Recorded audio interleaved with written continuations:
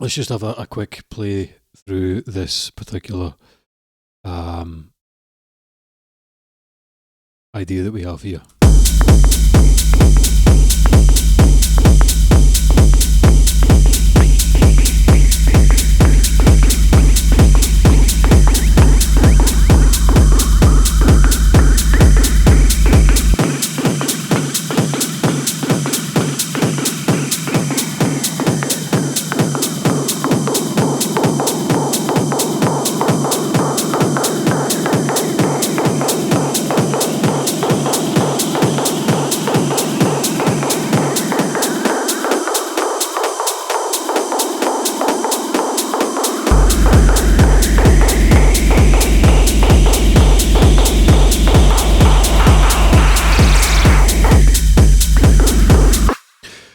Apologies, I messed up the automation there while I was playing through this, but you get the idea.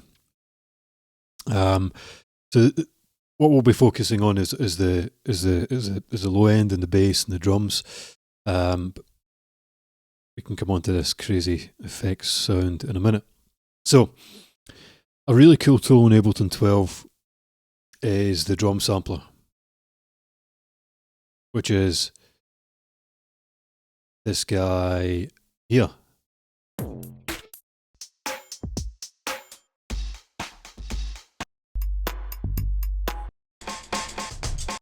Which is pretty cool, to be honest. It's quite a cool addition. It's almost like a sampler mixed with it's a simplified but more advanced sampler that allows you to add in effects and do some filtering, and it's very useful. So I am using that for my kick. So I've dropped in a kick sample here, and I've used this to get the kick sounding how I wanted it.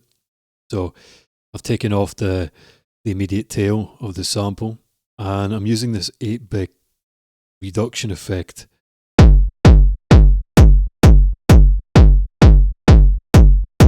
And it's really, really useful, incredibly powerful for kick drums, because what it does is centralizes the sound, focuses it, and gives it a really nice bit of a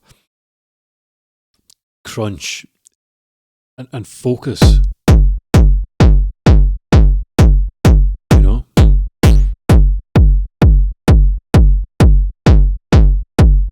Really, really, really powerful sound.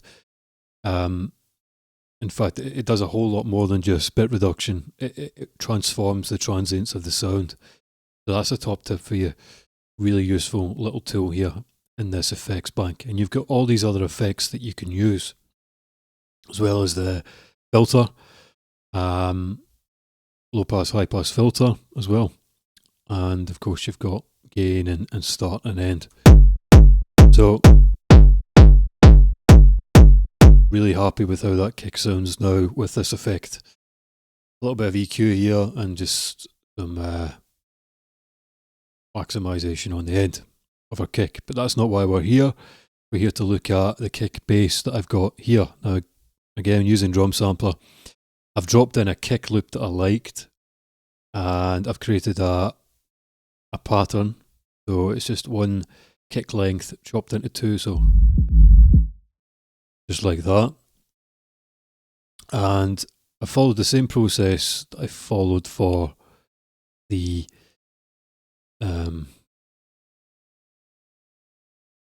original kick. Now I'll just find the kick that I dropped into here for you, if it will let me do this. So this was the kick loop here. Turn this down a wee bit.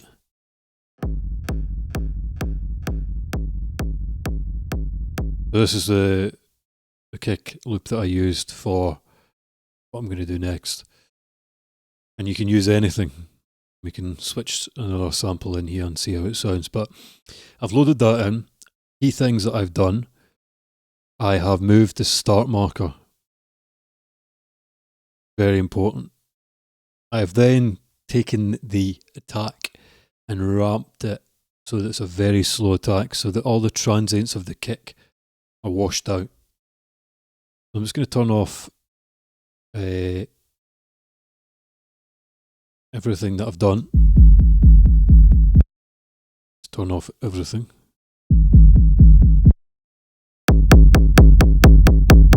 So that's how it sounds. Just 2 kicks.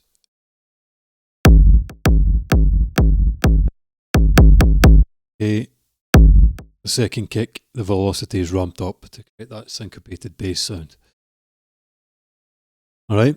So I'm going to... The filter goes on. Okay, we've got a low pass filter, cutting off everything above 219 and sweetening up that res. Okay. Next thing we've done, we have washed out the attack, so we just want the subby part without the transient. And next thing we've done is adjusted the start position.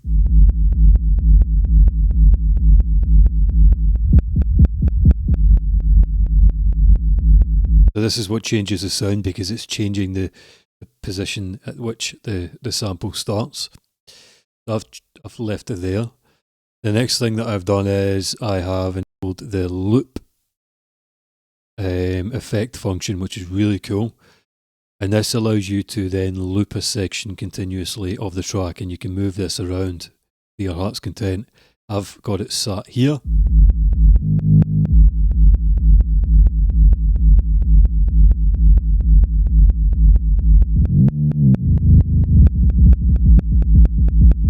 And if you move this around, you change the timings and the kind of loop size. You get something like this, for example. And of course, you can move the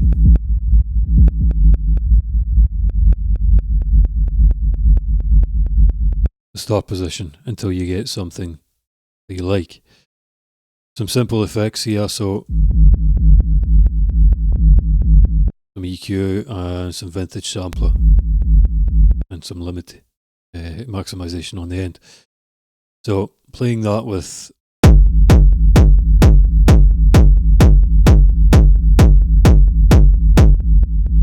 you just get a nice rumbly low end sound very quickly without having to do any sound design, really, just loading in a kick.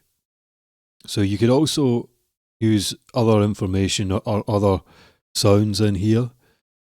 So I'll just try and find a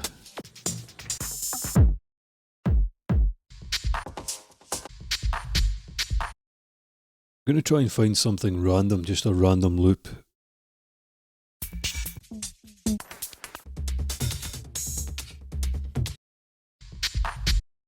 So I found this perk loop, and I'm just going to drop this in and see what it happens. Turn everything off.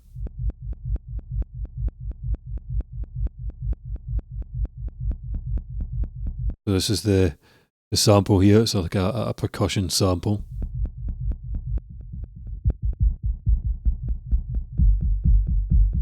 Find a nice part in the sample that sounds okay.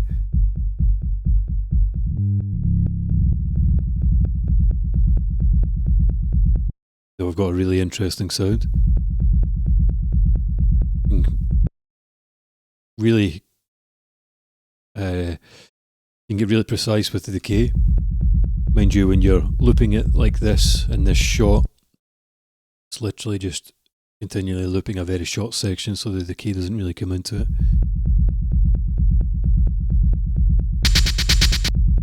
Obviously using the filter to take off any of the higher frequencies, then you're away with something that sounds reasonably good.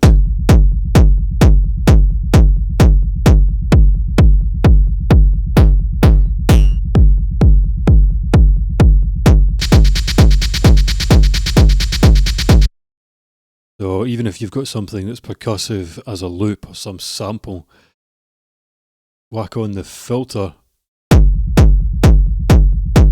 and you're away. And of course we can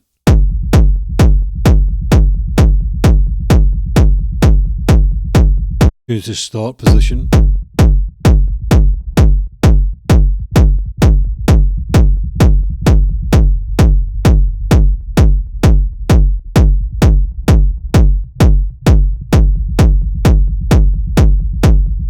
the sweet spots for this sample.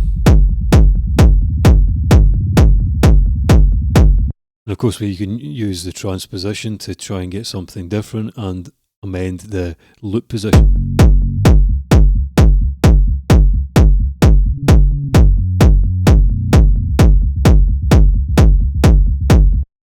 You can have a lot of fun with this, just messing around and seeing what you can get up to.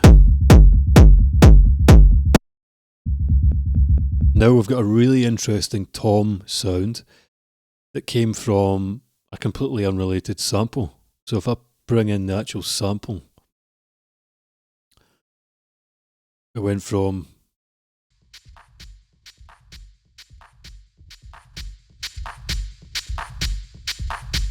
that to transforming it into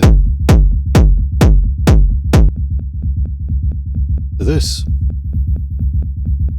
which sounds like a really nice section of low end.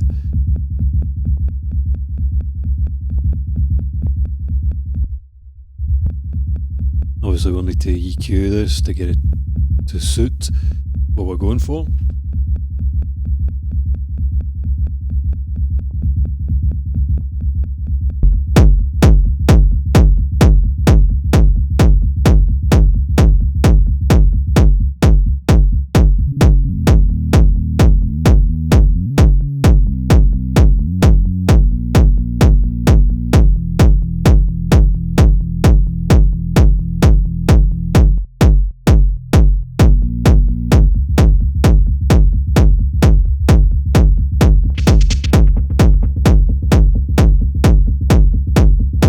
Quite liking that, to be honest. And then we're off and away. Going to turn on some of the other stuff.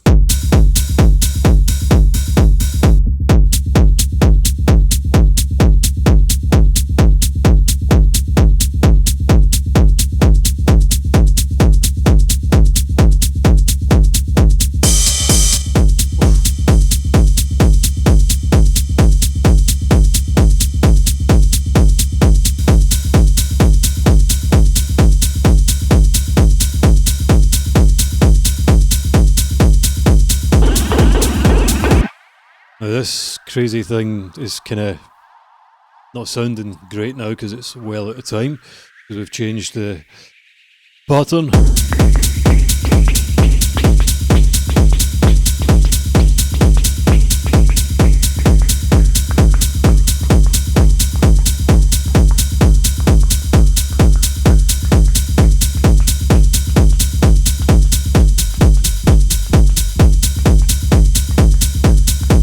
And you can do this with any kind of sample and replicate it, and very simply take this, bounce it down to audio. Maybe you wanted to add some more effects to it, but to be honest, I'm pretty happy with that. Freeze and flatten, and then there you go. Really, really solid sounding sample that you can then use in your tracks. And this is a really nice techno tom sound, and you're off and away. You're off and away, guys.